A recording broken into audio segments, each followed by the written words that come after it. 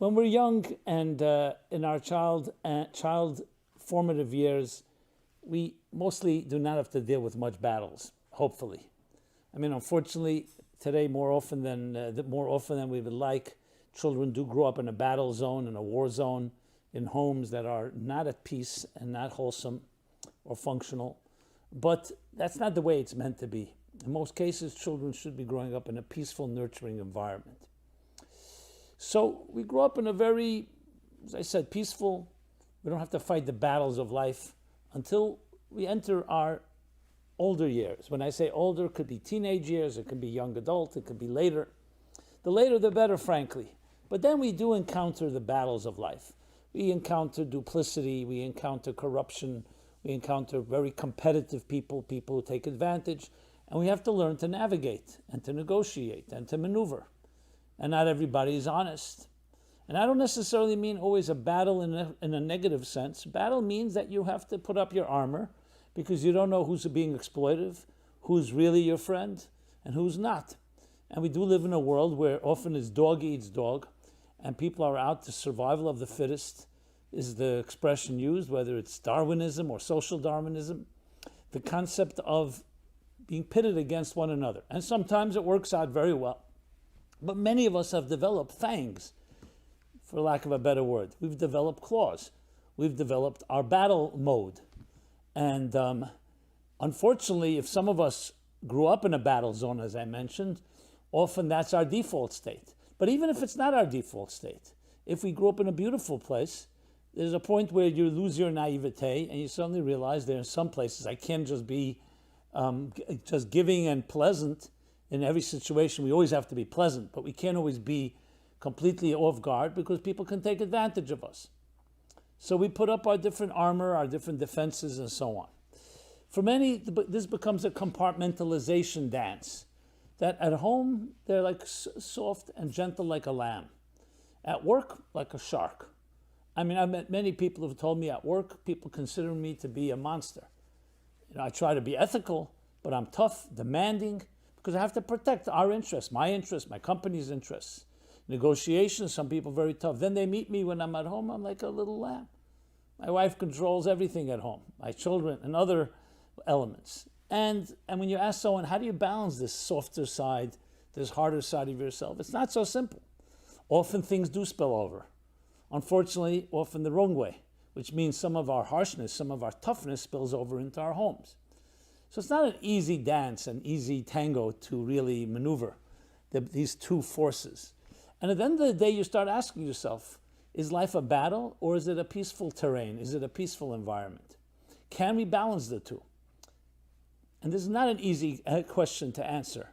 Those of us that have chosen let's call it the more peaceful and passive approach, and when I say passive, I don't necessarily mean in a passive as in opposed to protecting yourself, but we don't like confrontation, often have to compromise, sometimes in that competitive rat race, the roller coaster of life.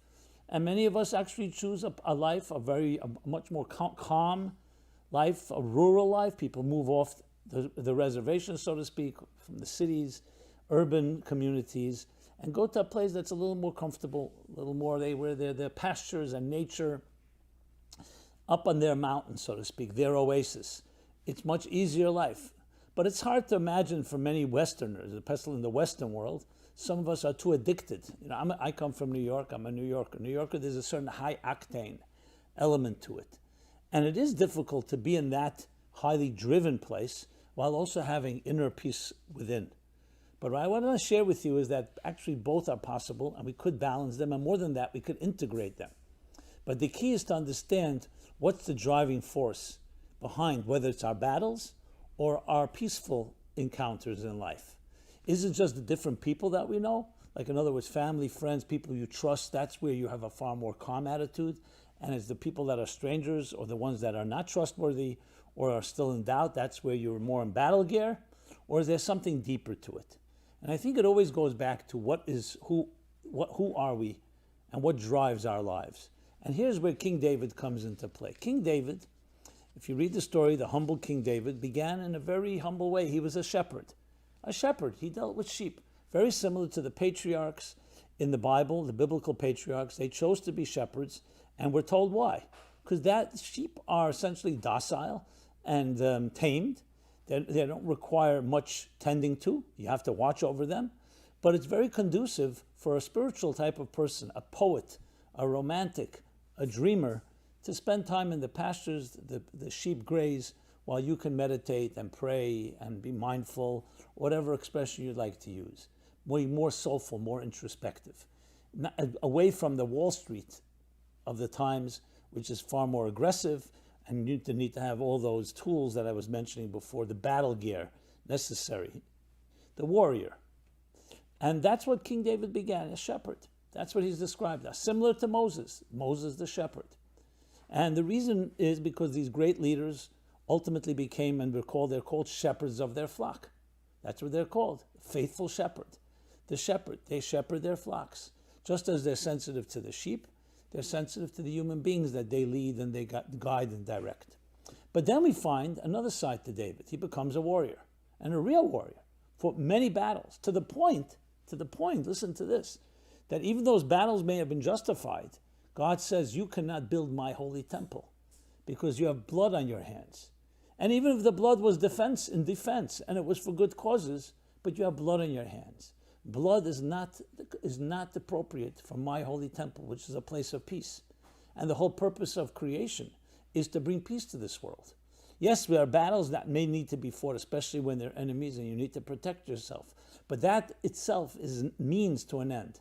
And you cannot build my holy temple.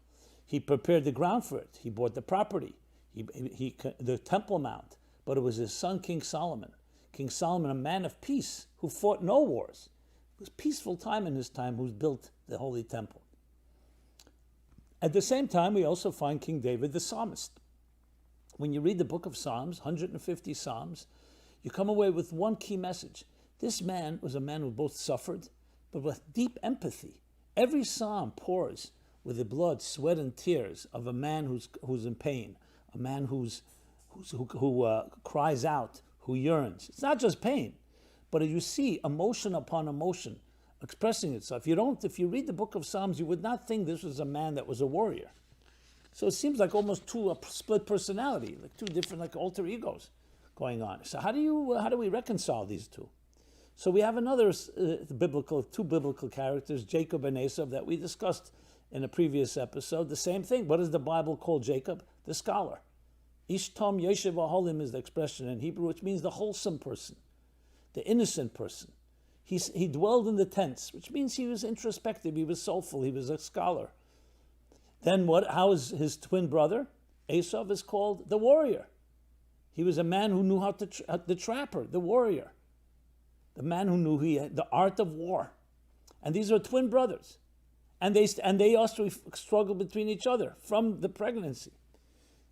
So how do we explain all this? Is because we do indeed have two souls. We have two voices. We have two drives. We use a psychological term, two drives. One is the drive to survive. We need to battle and tame the elements, whether it's the elements of weather, whether it's the elements of a world with wild animals.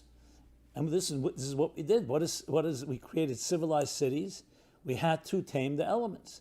We had to clear out jungles and wildernesses and animals that can threaten us. I'm not getting into whether it was all justified or not. And that's what we needed to do. We needed to be warriors, to hunt, to trap, to conquer. That's what human beings did. That was for their survival. Then there was another side to the human being, to each human being, which is what we'll call the transcendent voice, the transcendent drive, the drive for higher purpose, for deeper meaning, which was often expressed through romance, through love, through sexuality, through music, through art, through faith, through religion, through virtue, through soulfulness. So we have these two voices within us, and we often think that they're contradiction to each other. Because if you're in the survival mode, it's often antithetical to the transcendent voice, to the transcendent mode. But the truth is, both those are not the essence of who you are. The essence of who you are is defined in very simple terms, but also very profound terms by the mystics. Your soul is a pure entity of energy and peace and harmony. Everything is seamless. There is no dissonance, and there's there's no duplicity. It's a seamless, unified energy force that comes into a fragmented and disjointed and confused and dark world. And the mission of your life, every one of us, is to bring harmony within that darkness, to bring light into that darkness, to bring warmth into that cold place. And in order to do so, we're given two voices, we're given two identities. One is obviously the voice of peace and harmony, that voice of unity, that voice that allows us to really appreciate the deeper, higher consciousness that connects and finds harmony within all diversity. But we also need another voice, because if we only had that one, what do we deal with the difficulties, with the challenges, with the corrupt, dark forces? So we need to be given strengths. We need to be given a tool chest, an arsenal that allows us to tame those elements, to have the ingenuity and the wisdom to deal with it, but never see yourself as a warrior. The warrior is only a part of you that's necessary to counter forces that are dark, to counter forces that may not be aligned, that may be experiencing different forms of dissonance and other psychological fears, inhibitions, insecurities, and all that comes with that side of life. So the truth is, the essence of who we are is, I don't even want to use people of peace. You're not just a man and woman of peace, because peace sounds like just the absence of war. Peace means something much more. Shalom in Hebrew means complete. A sense of complete fusion and integration of every aspect of your life. Sometimes you hear the concept explaining the difference between the right brain and the left brain, where the left brain is the details of your life and the right brain connects them all. You probably all heard that famous TED talk that also became a book, A Stroke of Genius? Where the neuroscientist, who's a neuroscientist, she became a neuroscientist because her brother had schizophrenia, so she wanted to understand, so it was close to her heart. And then she suffered a stroke that paralyzed part of her right brain. And she said, I was able to see the details, but I couldn't bring them together. There's a toothbrush, toothpaste, my mouth. So I saw suddenly the harmony within everything, but not the breakdown into details. I'm just giving the summation of it, which is a fascinating concept if you think about it. Because physics, of course, teaches us that everything is integrated. There's like an invisible quilt that is like a mosaic of all the details. When we see details, it's only because that's what it appears on a superficial, or you could say external level. But beneath it all lies an integral unity that connects it all. But we do live in a world also of diversity. So it's how do you bring that harmony, that unity, into a world of diversity or even divisiveness? For that, we need two tools. One is the voice of that harmony, and that's a sense of a higher state of consciousness that unites everything. But we have to bring that unifying light into a world that is scattered and even fragmented and can even be divisive to the point of war and conflict and discord, whether it's within ourselves, within our families, within our communities, or between nations. So we need both. I don't know if any of you are Trekkies, but Star Trek, there was one of the episodes where Captain Kirk goes to some place and something happens to him, and he splits into two parts. One is his judgment, his wisdom, his sensitivity, and the other is the more aggressive part of him. And it's fascinating to see how they both need each other. The aggressive one is very shrewd and very mischievous, and is out completely for its own interest, but has a certain powerful drive. The other part, the docile part, is the wise one, but it's weak. And they realize they need each other. Just fascinating to see, like the type of Jekyll and Mr. Jekyll and Dr. Jekyll and Mr. Hyde split. So we need both. For someone who's going to just be a soft human being, and that's a beautiful virtue, they can get hurt in this world, in this tough world. On the other hand, for someone to only have the toughness and does not have that soft core center, that is even worse. And that's why we require both elements, and understanding them, they're both really forces that help us create one integrated whole, which is what? To bring that beautiful harmony, that integration, that synchronicity into a world that can often be clashing with each other. So there are battles to be fought, But you're not a battler. You're essentially a soul in a physical world, doing your best to try to bring that soulfulness and spiritualize the material world in which we live. Materialism on its own is essentially a battle. We battle each other for resources, supply and demand. Just look at what the forces that drive the economy, capitalism, the forces that drive competition. But that's not who we are. That's how we survive. That's how we manage in this world. Who we are is that soft core center, the beautiful child that you have always been and continue to be. So even if you learn to swim with the sharks, never remember that's not your identity. That's a tool, and it should only be used when necessary, and also always in the proper way, in an ethical way, because it's not an end in itself. Unfortunately, there are people who live in this world, and I've met many, who are either angry people who have a lot of bitterness, who feel that life has been unfair to them, who begin always thinking that they are under attack, and therefore are always in that battle mode. There's a certain defensiveness, a certain aggression, and it'll always be traced, you'll see it, to either childhood or experiences, traumas that cause them to be that way. I mean, I just remember recently being at an airport, and there was one woman extremely aggressive, like pushing, and felt that everybody was getting in front of her. And I was watching, and I was trying to say something kind to her. She wasn't hearing it. It happened to be Friday. So I said to her, "Good Shabbos," at some point. She was Jewish. That was just a wild guess. And something softened in her, not completely, but enough. And I said to her, you know, when we come to Shabbos, Shabbos is called Shabbos Menucha, the day of peace. So that's why we begin by lighting the candles. If you light the candles, you know, she says, yes, I do light the candles. What's a candle? A candle is a peaceful entity, but it does something that no weapon in the world can do. No candle is stronger than big weapons, than tanks and nuclear warheads and other ammunition and different war machines. But a candle can do something nothing else can do. It can dispel darkness. A little light. And it doesn't do it aggressively, but it still dispels darkness. So it has both elements to it. It's a peaceful flame. And when, obviously, if you don't have it under control, it could also be aggressive and dangerous. It's a peaceful flame that dispels darkness naturally, not like fire and water, where enough fire can evaporate large bodies of water, and enough water can extinguish large fires. That's a battle. Here it's not a battle. Light dispels darkness, but you have to engage with the darkness. And sometimes there is a need for some battle. Like you take a piece of wood, if it's not completely dry, there will be crackling until it gets to a point where the log burns quietly. That's what we're looking for, the quiet burning, but it's burning. And what is burning? A log, a material log. So the idea is to deal with the challenges, understand when you need to use your battle gear, but never become a battler. That's not your identity. It's a tool that you use. You are that unified, beautiful, peaceful soul. So it comes to King David. That's what King David was. He knew he was always the soul. He was the shepherd. But then there were wars to be fought, and he paid the price. Because you fought the wars, even a little blood on your hands was enough. But this was a lot of blood. Dam Rav Shafachta, he shed much blood. So he understood.